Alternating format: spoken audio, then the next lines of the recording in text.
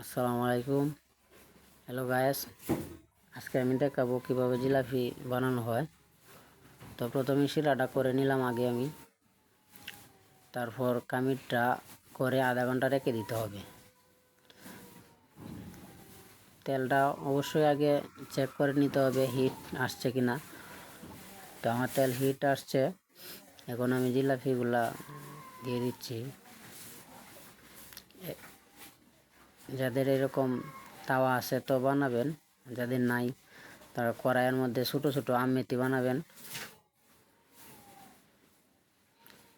কিছুক্ষণ 1 ফিট ভাজার পর উল্টিয়ে দিতে হবে। এভাবে 2 থেকে 3 বার উল্টাবেন লাল হওয়ার আগ পর্যন্ত। তো দেখেন মোটামুটি ভাজা হয়ে যাচ্ছে,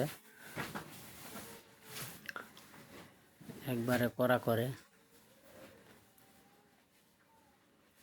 গুড়ের জিলাপি আমার নাম করা জিলাপি, এখন কত সুন্দর জিলাপি। তো শিরার মধ্যে আমি ডুবিয়ে নিলাম। যেহেতু আমার ক্যামেরাম্যান নেই, আমি নিজেই ভিডিও বানাই স্ট্যান্ড করে, একটু অসুবিধা হচ্ছে। দেখেন কত সুন্দর জিলাপি।